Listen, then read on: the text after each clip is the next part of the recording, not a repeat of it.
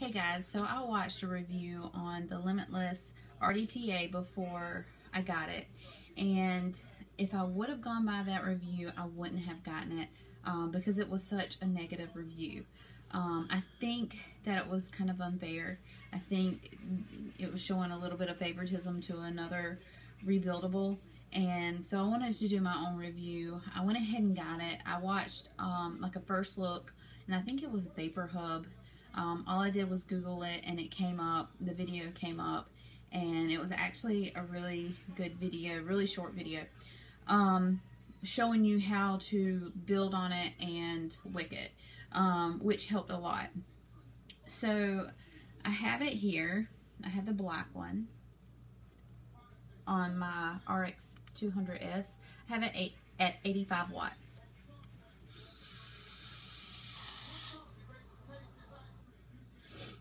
One of his complaints was that it was too hot, that the drip tip was way too short and it was too hot for his mouth, and he was only using it at 50 watts. I have it at 85 and it's not hot at all. It's warm, but it's not hot. It's not to where, you know, it burns my lips or anything. I actually enjoy it.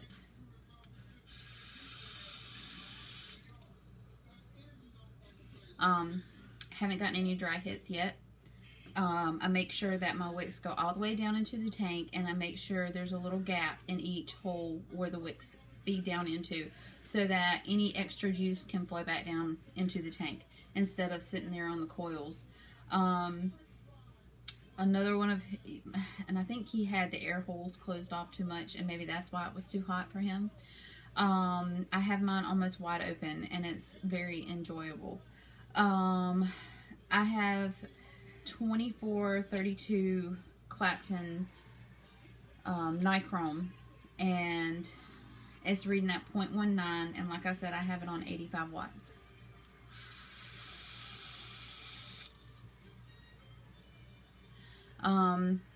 Another one of his complaints was there's no 510 drip tip connection to where you can put another drip tip in it. Oh well, you know, there's a bunch of tanks out there and a bunch of different RDAs out there where you cannot change out to your own 510 drip tip. So what? That's what I have to say about that. It does come with an extra, like a little extension, which I don't use because it does funnel down, and I think it's too close to the coils. And I have pushed my coils down to make sure that it's not too hot and then I'm not getting a lot of spit back. So that's another tip for anybody who decides to get this. Make sure your coils are down lower, and that'll help with any spit back and juice in your mouth. But when I used that extra extension, I was getting more juice in my mouth, but I don't need it anyway because, like I said, it's not hot for me.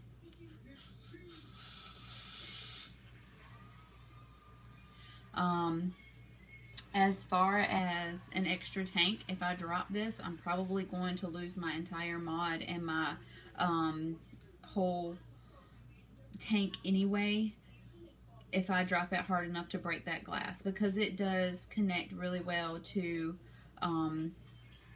the bottom. Like, it goes over the bottom a little bit, and it's the top screws into it. As far as filling it, it's very easy. There's a big juice hole to where you fill it. I've had no problems with that. I've had no problems filling it. I've had no problems with it leaking. I got a little bit of juice around the edge from where I've taken the cap off a couple times to show you, but other than that, no problems at all. I'm trying to think of anything else that he talked about. I mean, it was $35 online, and I got it through a wholesaler, but still, for $35 is not bad. I have RDAs that costed $100, and I don't even use them because they suck. The airflow is horrible. It does get hot on my lips, and there's not enough build space for me. I like to do really intricate builds. Okay, that might be a stretch, but I like to do more complicated builds than just regular coils. This gives me enough build space.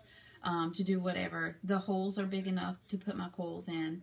And like I said, wicking was no problem. It was very easy. So far, so good. I've had it since Saturday, and I really don't have any complaints with it. Like I said, I felt that the review that he did was kind of unfair and maybe showing a little favoritism to another RDTA because he mentioned it in his video, which I also think was wrong. If you're looking for an RDTA, an affordable one, this would be a really good choice because I've had no problems with it. It's easy to use, and that's all I need.